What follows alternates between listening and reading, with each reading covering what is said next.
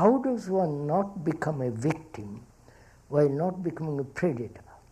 What the difference? How does one not become a victim while not becoming predator? That is, how does one stop exploiting without being exploited, right? Same question, isn't it? I don't want to exploit you, but you are exploiting me. You actually are. You follow? It's the same question. Very interesting, this question.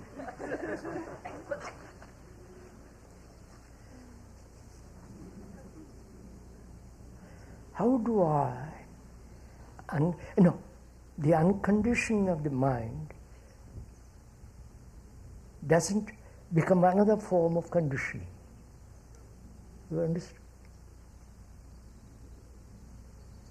How I move away, there's a movement away from this trap and not be caught in another trap. I am a Hindu, I said it's absurd, and become a Catholic. Or I become I'm a Catholic and say silly stuff, and I join Hinduism or Buddhism, or become a Muslim. It's the same phenomenon, you understand? So one has to inquire, what is freedom?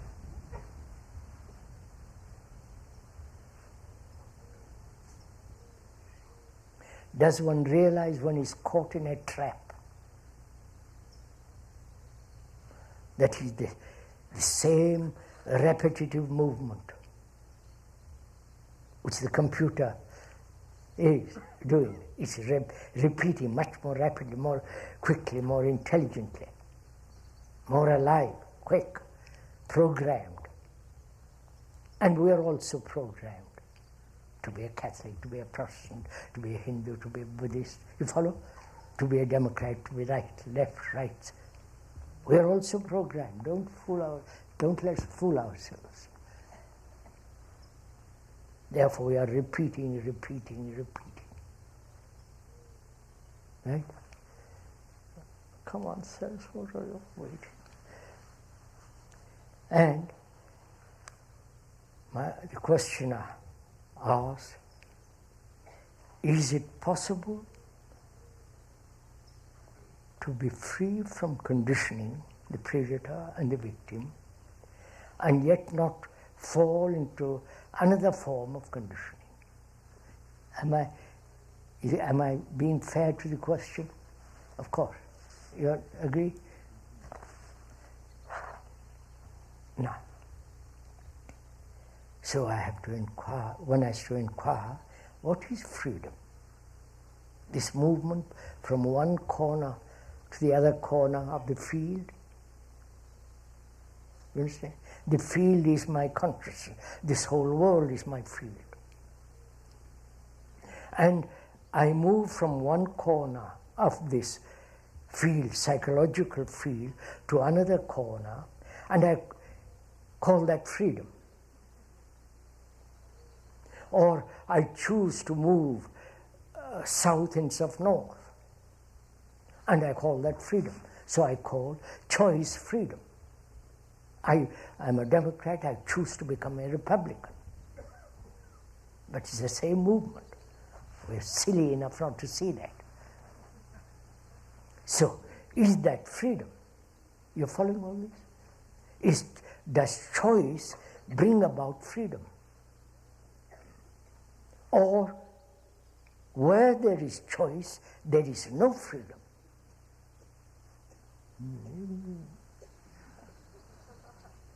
I may choose to move from Los Angeles to New York, and I can't do that in the totalitarian state. I have to have permission, special grants and so on. So I feel I'm a free man. So at what level, at what depth or superficial level do you consider freedom lies? Here in this country, you can say what you like, so far. But you cannot say what you like when there is a war. Right? Then we are all united to hate somebody, to kill somebody.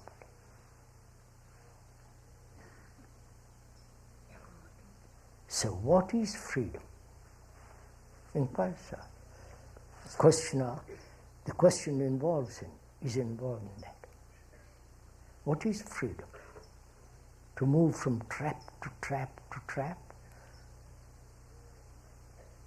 To move from one kind of misery to another kind of misery?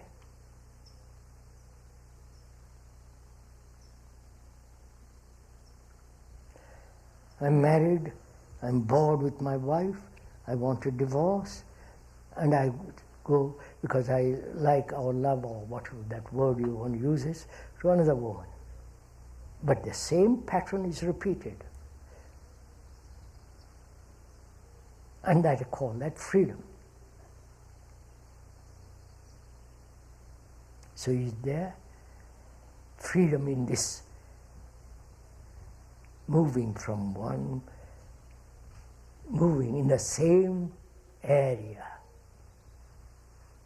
That area may be wide or very, very narrow, but it's the same movement. That's not freedom, right? So what then is freedom? Freedom obviously means to totally totally be free from the whole content of consciousness.